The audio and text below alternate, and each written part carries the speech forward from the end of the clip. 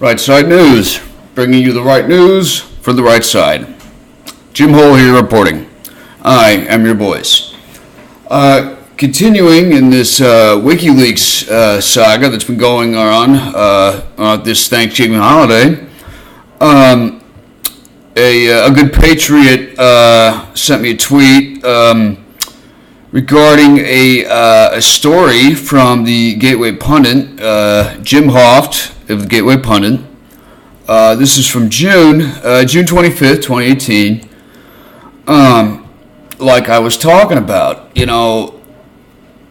is my strong belief that the reason why James Comey acted the way he did at the tail end of the 2016 election is because he had no idea what Julian had. I think that he was terrified that something was uncovered, and that if Julian Assange received that information and released it, they would have all been fucked. But I was reminded of this story thanks to a good patriot, and this is Jim Hoft. Like I said, Jim Hoft, the great man, Jim Hoft of the Gateway Pundit. James Comey killed immunity deal with Julian Assange. So here we go. We got another bizarre story. This is from back in June. Breaking: James Comey personally kills immunity deal with Julian Assange, who could have revealed the true source of the leaked emails. Julian Assange has repeatedly said that the source of the Podesta emails was not the Russian government. Despite this, the deep state launched a series of bogus investigations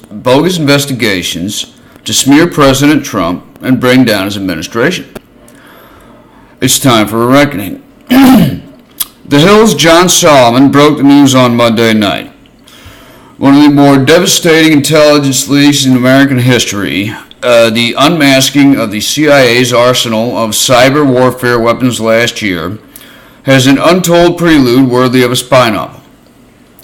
Some of the characters are household names thanks to the Russia scandal. James Comey, fired FBI director; Senator Mark Warner, Democrat of Virginia; Vice Chairman of Intelligence Committee, Department of Justice official Bruce Orr; Julian Assange himself, Grandmaster of WikiLeaks; American attorney Adam Waldman, who has a Forrest Gump-like penchant for showing up in major cases of intrigue. Each played a major role in the early days of the Trump administration to try to get Assange to agree to risk mitigation, essentially limiting some classified CIA information that he might release in the future. The effort resulted in the drafting of a limited immunity deal that may have temporarily freed the WikiLeaks founder from a London embassy where he has been exiled for years. According to interviews and a trove of internal DOJ documents turned over to the Senate investigators. Senate investigators read the draft immunity deal pro-offer that the Justice Department was considering for Assange here. And after the draft,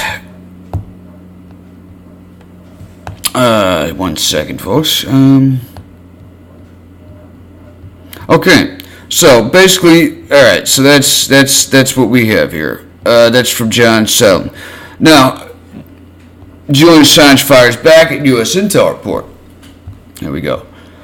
WikiLeaks founder Julian Assange fired back Monday at the U.S. intelligence community for its report, which, and this was back in, so this was back in the previous January.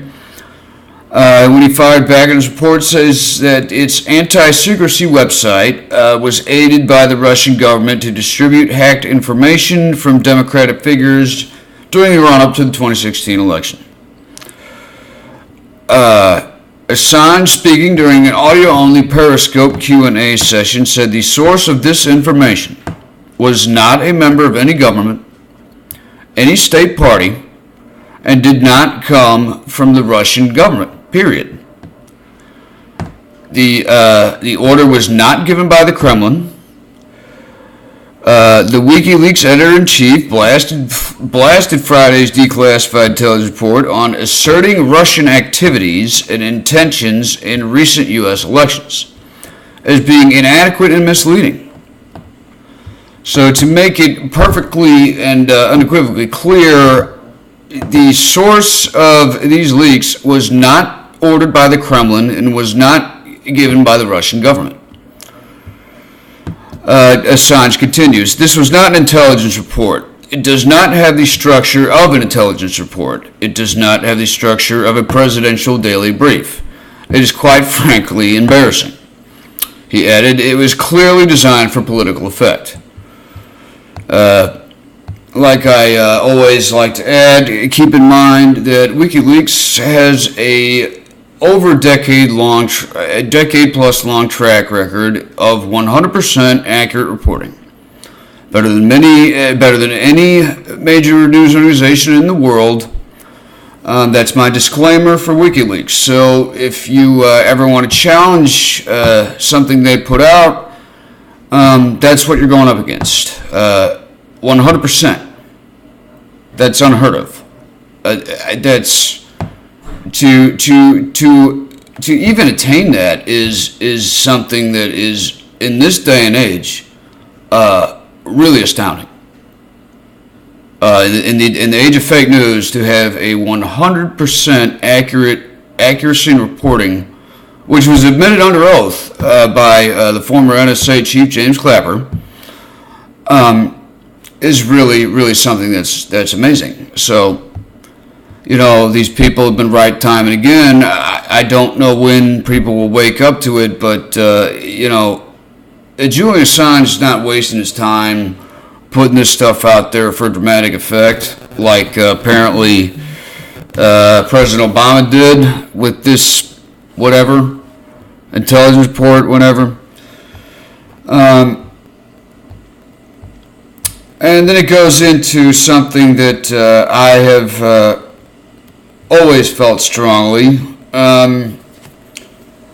There's a video here from August 9th, my birthday of August 9th, 2016, where Julian Assange, he more or less mentions a name. That's really all I'm going to say about it. But didn't say this was the source. He did not say this was the source.